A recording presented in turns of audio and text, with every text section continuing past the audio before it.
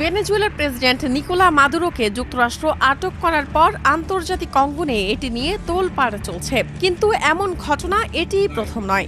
এর আগেও যুক্তরাষ্ট্র বেশ কয়েকটি দেশের শাসককে জোরপূর্বক আটক করেছিল। ১৯৯০ সালের ৩ জানুয়ারি মার্কিন বাহিনী আটক করে পানামার সামরিক শাসক জেনারেল ম্যানুয়েল নোরিয়েগাকে। তবে তাকে আটকের সেই ঘটনাটি ছিল বেশ অদ্ভুত। অভিযানটি শুরুর পরপরই তিনি পানামা সিটির ভ্যাটিকান কূটনৈতিক মিশনে মেয়ে সেজে লুকিয়েছিলেন। কিন্তু মার্কিন সেনাদের নজর এড়ায়নি। তারাও এক অভিনব কৌশল গ্রহণ করেছিল।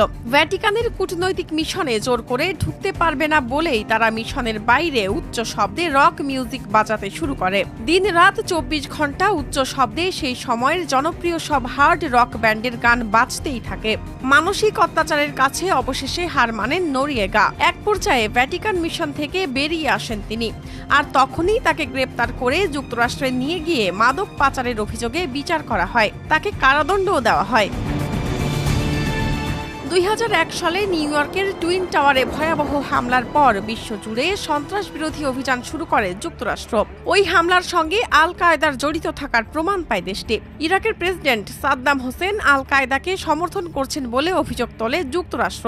এরপর ২০০৩ সালের ১৩ ডিসেম্বর ইরাকে মার্কিন নেতৃত্বাধীন অভিযানের পর সাদ্দাম হোসেনকে আটক করে মার্কিন সেনাবাহিনী। তবে তাকে যুক্তরাষ্ট্রে না নিয়ে ইরাকি কর্তৃপক্ষের হাতে তুলে দেওয়া হয়, যেখানে তার বিচার হয়। মানবতা বিরোধী অপরাধের দায়ে ২০০৬ সালের ৩০ ডিসেম্বর ফাঁসি দেওয়া হয় তাকে।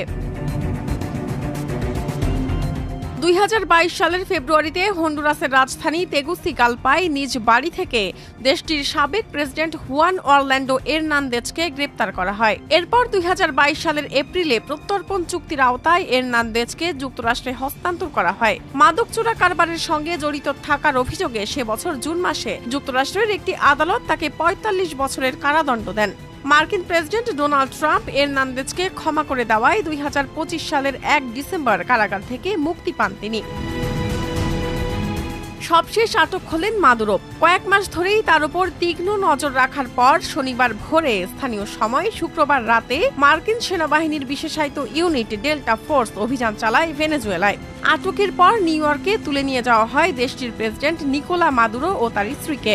তাকে রাখা হয়েছে ব্রুকলিনের মেট্রোপলিটন ডিটেনশন সেন্টার। আজকে নেপালে ঘটে গেছে এক মর্মান্তিক ঘটনা। নেপাল এয়ারলাইন্সের একটি বিমান নিয়ন্ত্রণ হারিয়ে সরাসরি আকাশ থেকে মাটিতে পড়ে গেছে। বিমানটির ভিতরে ১০০ জন যাত্রী ছিল। ১০০ জন যাত্রীর মধ্যে ৫ জন যাত্রী বাংলাদেশী। যাত্রীদের অবস্থা কেমন তা এখনো জানা যায়নি। বিমানে থাকা যাত্রীদের কোনো পরিচয় খুঁজে পাওয়া যাচ্ছে না। আপনারা যারা এই ভিডিওটি দেখছেন দয়া করে সকলে ভিডিওতে একটি লাইক দিয়ে ভিডিওটা বেশি বেশি করে শেয়ার করে দিন, যাতে করে বিমানে থাকা বাংলাদেশী যাত্রীদের পরিচয় খুব সহজেই পাওয়া যায়। আমার ভাই মেজর বজলুল হুদাকে জেলখানায় ঢুকে জবাই করে হত্যা করেছে এই খুনি শেখ হাসিনা পিসাচিনি। সাথে সাথে হত্যা করেছে ১৫ই আগস্ট বিপ্লবের নায়কদের। খুনি হাসিনাকে আমরা ফিরিয়ে আনবো, ফাঁসির কাস্টে তাকে চড়াবো এবং আওয়ামী লীগ কর্তৃক প্রতিটা হত্যাকাণ্ডের বিচার করবো ইনশাল্লাহ। হাসিনাকে ঘিরে আবারও বিপদে ভারত। সাবেক প্রধানমন্ত্রী শেখ হাসিনাকে কেন্দ্র করে দিল্লিতে নতুন করে অস্বস্তি তৈরি হয়েছে। রাজনৈতিক চাপ, নিরাপত্তা আশঙ্কা আর কূটনৈতিক টানাপোড়েনে ভারত সরকারও বিব্রত অবস্থায়। বিশ্লেষকরা বলছেন পরিস্থিতি জটিল হলে ঢাকা দিল্লি সম্পর্ক আরও চাপের মুখে পড়তে পারে। ইন্ডিয়ার দাদাবাবুরা বঙ্গোপসাগর দখল করতে এসেছিল। বঙ্গোপসাগর কি শুধু দাদাবাবুদের একা? আমরাও দেখিয়ে দিচ্ছি যে বঙ্গোপসাগর দখল করতে চাইলে আমাদের সাথে যুদ্ধ করতে হবে। সবাই ভিডিওটা শেয়ার করে দেন। বাংলাদেশ এখন কাউকে ভয় পায় না যে চোখ তুলে তাকাবে তার চোখ তুলে ফেলবো। তাবুর শহর হচ্ছে মিনা। এটা সৌদি আরবে অবস্থিত এবং আপনারা যারা হজ করতে যান তাদের জন্য এটা খুবই গুরুত্বপূর্ণ। এবং আরাফাতের আপনার ময়দানে এখান থেকে যেতে হয়। ৮ই জিলহজ সব হাজিরা কিন্তু আপনার এই তাবুর শহর মিনাতে অবস্থান করে, এই তাবুর মধ্যে। এবং এখানে ফজর না, জোহর থেকে আসর, মাগরিব, এশা এবং ৯ জিলহজের ফজর নামাজ পড়ে হাজিরা আপনার আরাফাতের ময়দানে যায়। তো এখানে কিন্তু লাখ লাখ তাবু এবং এখানে কিন্তু লাখ লাখ মানুষ থাকে। তাবুগুলো দেখতে অনেক ছোট মনে হলেও আসলে তাবুগুলো ছোট না, তাবুগুলো অনেক বড় বড়। এখানে একটা তাবুতে ৬০-৭০ জন করে থাকে এবং ভিআইপিগুলোতে কম থাকে। প্রত্যেকটা তাবুতে কিন্তু এসি আছে এবং এই তাবুগুলো দেখতে খুবই সুন্দর লাগে। সাদা সাদা একটা মনে হচ্ছে উপর থেকে মানে মার্বেল পাথরের কিছু একটা। এবং আমি এখনও বড় হজ করি নাই, তো আমি বড় হজ করলে অবশ্যই এই তাবুগুলোর সুন্দর করে ভিডিও করব, আল্লাহ যদি তৌফিক দেয় আমাকে। এবং গাড়ি করে যখন যাচ্ছিলাম তখন এই ভিডিওটা করা। এবং যারা বড় হজ করেছেন তাদের তো অবশ্যই এক্সপিরিয়েন্স আছে এখানকার থাকার, এবং এইখানে কিন্তু থাকাটা সুন্নত। এহরাম পরে 8ই জিল হজ আপনার সব হাজিরা আপনার এইখানে অবস্থান করে, এটা হচ্ছে সুন্নত, এবং এটা কিন্তু হজের একটা আনুষ্ঠানিকতা এখান থেকে শুরু হয়। তো তাবু মিনাতে থাকা কিন্তু খুবই গুরুত্বপূর্ণ, এবং এখান থেকেই আরাফাতের ময়দানে হাজিরা যায়। এবং আমি গাড়ি থেকে ভিডিও করেছিলাম, এবং এইখানে এহরাম পরে সব হাজিদের অবস্থান করতে হয়। তো এখানে একটু থাকাটা, মানে আমরা যে বলি না হজে অনেক কষ্ট, আসলে কষ্টটা কিন্তু এইখানে থাকাটা, অনেকজন একসাথে থাকা, এটাই। তাছাড়া হজে আর সেরকম কোনো কষ্ট নাই। তো আল্লাহ তৌফিক দিলে ইনশাআল্লাহ বড় হজ করতে গেলে এই এক্সপিরিয়েন্সটাও গেদার করব, তখন দেখা যাবে যে আসলে কি অবস্থা কি হচ্ছে। তো সবাই ভালো থাকবেন, আমাদের জন্য দোয়া করবেন, আমি যেন বড় হজ করতে পারি। আল্লাহ হাফেজ। আমরা পাহাড়ি সন্ত্রাসীদের 4টি আস্তানা ধ্বংস করেছি, ভারী অস্ত্র সহ তাদের কয়েকজনকে আটক করেছি, এখন তাদের ঠিক মতো হালুয়া রুটি খাওয়াচ্ছি। পাহাড়ি সন্ত্রাসীরা সাধারণ পাহাড়িদের উস্কানি দিয়ে আমাদের ক্যাম্প স্থাপনে বাধা দিচ্ছে। আমরা স্পষ্ট বলে দিচ্ছি, সন্ত্রাসীদের নির্মূল না করা অবধি আমরা ঘরে ফিরবো না। মহান মুক্তিযুদ্ধে ডেপুটি চিফ অফ স্টাফ ও সাবেক বিমান বাহিনী প্রধান বীর উত্তম এয়ার ভাইস মার্শাল একে খন্দকারের জানাজা অনুষ্ঠিত হয়েছে। তিনি 1930 সালের 31 অক্টোবর পাবনায় জন্মগ্রহণ করেন। রোববার 21 ডিসেম্বর দুপুরে বিমান বাহিনী ঘাঁটি বাসারের ন্যাশনাল প্যারেড গ্রাউন্ড মাঠে এই জানাজা অনুষ্ঠিত হয়। জানাজায় অন্তর্বর্তী সরকারের প্রধান উপদেষ্টা ডক্টর মোহাম্মদ ইউনূস উপস্থিত ছিলেন।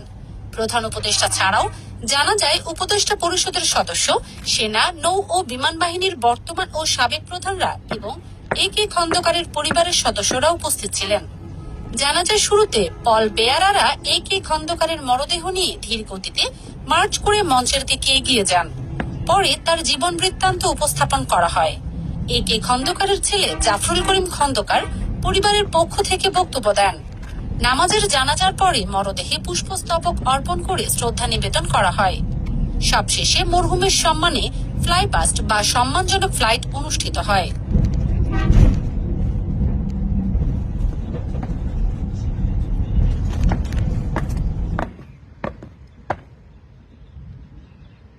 দেখুন, সুন্দরবন এক্সপ্রেস ট্রেনের 10-11টা কোচ, তারপরেও দেখুন রাজবাড়ী রেল স্টেশনে প্ল্যাটফর্ম পায় না। একটা জেলা শহর স্টেশনের যদি এই অবস্থা হয়, দেখুন লোকগুলা কত কষ্ট করে কিন্তু নামছে। তো যাদের লাগেজ আছে, বৃদ্ধ মহিলা, পুরুষ বা শিশু বাচ্চা আছে, দেখুন কত কষ্ট করে নামতে হচ্ছে।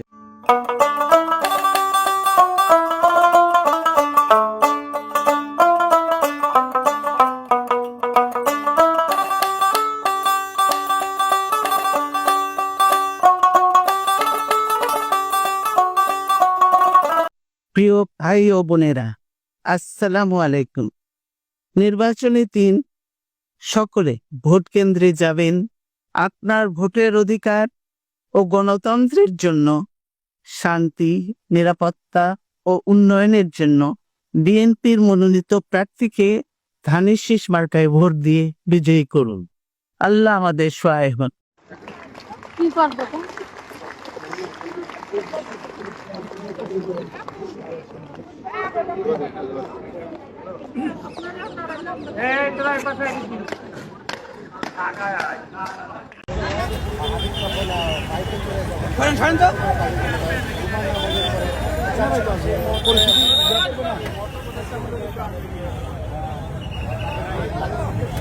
পরিস্থিতি সামাল দেওয়ার জন্য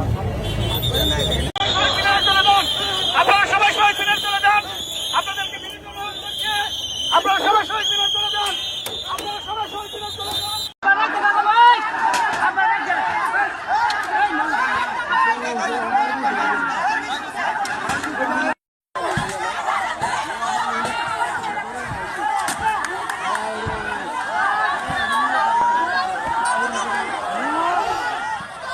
ভারতের 7 সিস্টার জুড়ে ব্যাপক নিরাপত্তা জোরদার করেছে ভারত। এনসিপি নেতা হাসনাত আব্দুল্লাহর 7 সিস্টার্স আলাদা করার বক্তব্যটি সহজভাবে নেয়নি দিল্লি। স্পর্শকাতর চিকেন নেক বা শিলিগুড়ি করিডোরকে কেন্দ্র করে বাংলাদেশ সীমান্ত জুড়ে এক দুর্বিদ্ধ প্রতিরক্ষা বলয় গড়ে তুলছে ভারত সেনাবাহিনী। আপনারা দেখছেন পদ্মা সেতু পাড়ি দেওয়া রাজশাহীর একমাত্র আন্তনগর ট্রেন মধুমতি এক্সপ্রেস ট্রেনটি কিন্তু এই মুহূর্তে ক্রসিং শেষ করে ঢাকার উদ্দেশ্যে পাচুরিয়া জংশন রেল স্টেশন ছেড়ে যাচ্ছে।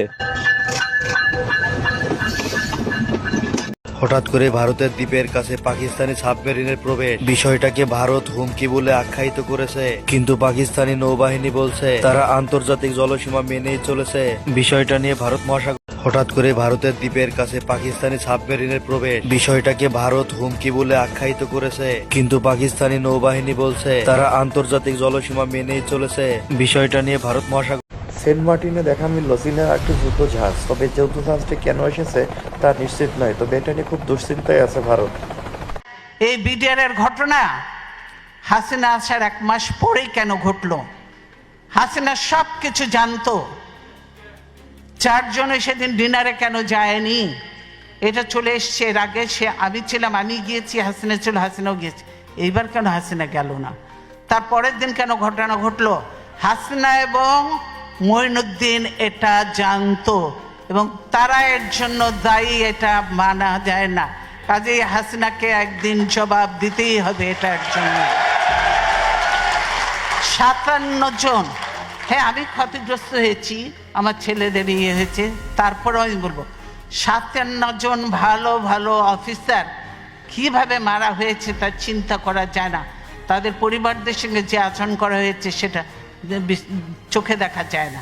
আমরা 57 জন অফিসারকে ই করে কাউকে পুড়িয়ে ফেলা হয়েছে, কাউকে গার্বেজের ভিতর দেওয়া হয়েছে, কাউকে আর এর সঙ্গে জড়িত ছিল আরো, আপনারা জানেন যে একজন ছিল, সে র্যাবে আমরা নিয়েছিলাম, লোকটা খুব ভালো ছিল, শায়েক আব্দুর রহমান গুলজার, আপনারা জানেন গুলজার ধরেছিল ওই শায়েক আব্দুর রহমানকে, তার জন্য রাগ ছিল ওই মির্জা আজমের, তার বোনের জামাই ছিল, তার জন্য গুলজার সন্ধ্যা পর্যন্ত র্যাবকে, মোইনকে, অমুককে বারবার ফোন করেছে, হেল্প হেল্প হেল্প, সাহায্য চেয়েছে, কিন্তু কেউ এগিয়ে আসেনি।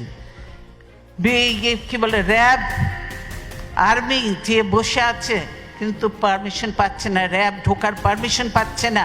পিলখানায় যদি তারা ঢুকতে পারতো, আমি মনে করি এরকম নয়, 2-1 জন মরতে পারতো, তো সব অফিসারকে আমরা বাঁচাতে পারতাম। দেশের এটা ছিল অ্যাসেট, আজকে দেশকে ধ্বংস করে দেওয়া হচ্ছে, আর্মিকে শেষ করে দেওয়া হয়েছে।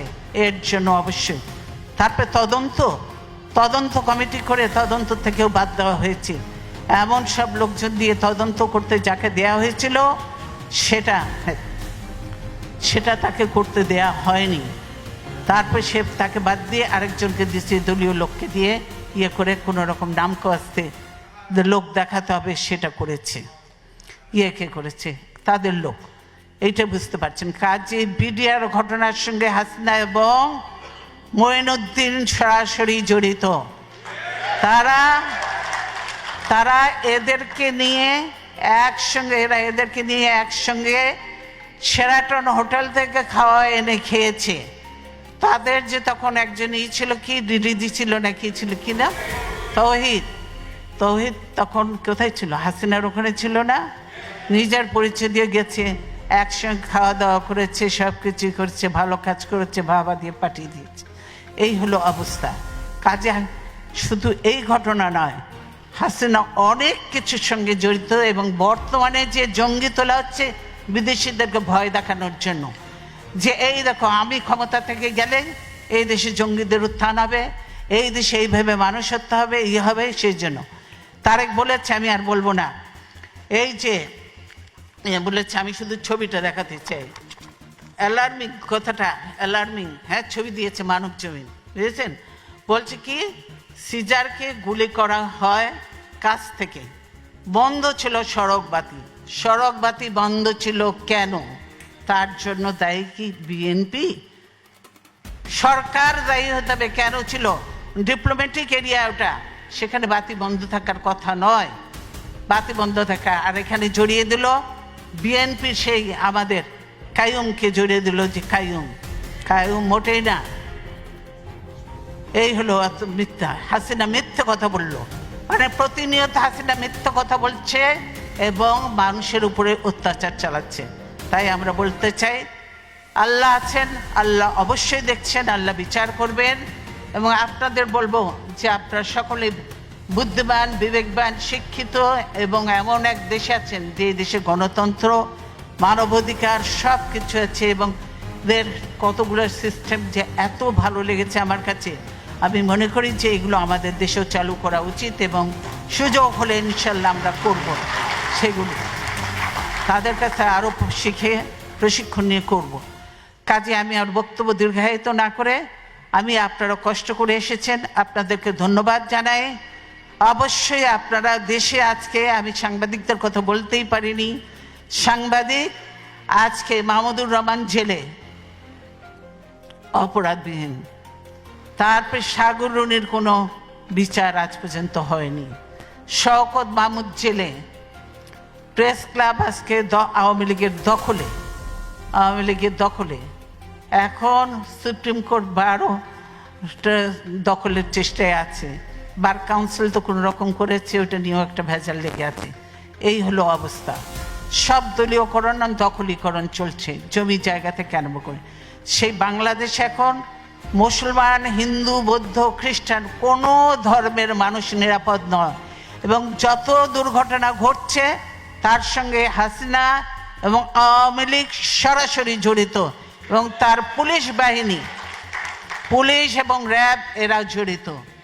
তাই আমি বিদেশিদের কাছে আহ্বান করব, এই র্যাবের ইউএন মিশন বন্ধ করতে হবে, র্যাবকে বন্ধ করে দিতে হবে, র্যাবকে যে গুলি টুলি সাপ্লাই দেওয়া হয় এগুলো বন্ধ করতে হবে, নাহলে বাংলাদেশের নিরীহ মানুষরা মরবে, বিদেশিরাও মরবে, এবং এইগুলো সব বন্ধ করতে হবে। র্যাব, পুলিশ, এদেরকে, পুলিশ এই দেশে দেখেছি পুলিশরা হলো জনগণের সেবক, জনগণের নিরাপত্তা দেয় এরা, অথচ বাংলাদেশের পুলিশ জনগণকে ধরে নিয়ে যে ঘুষ নেয়, না হলে গুলি করে হত্যা করে জঙ্গলে ফেলে দেয়। এই হলো বাংলাদেশের পুলিশের অবস্থা। কাজেই আমরা খুব একটা খারাপ সময়ের মধ্যে দিয়ে বাংলাদেশ যাচ্ছে, আমরা অত্যন্ত কষ্টের মধ্যে আছি। তারপরও আমি এতদিন গণতন্ত্রের জন্য সংগ্রাম করেছি, এখন অনেক বয়স হয়েছে, তারপরেও বিশ্বাস আছে, আস্থা আছে, আল্লাহর উপর বিশ্বাস আছে এবং আল্লাহর রহমত আছে। গণতন্ত্র শেষ লড়াই পর্যন্ত আমি চালিয়ে যাব এবং দেশে গণতন্ত্র পুনঃপ্রতিষ্ঠা করে ইনশাল্লাহ তারপরে দেখা যাবে, আল্লাহ যা কপালে লিখছে তাই হবে।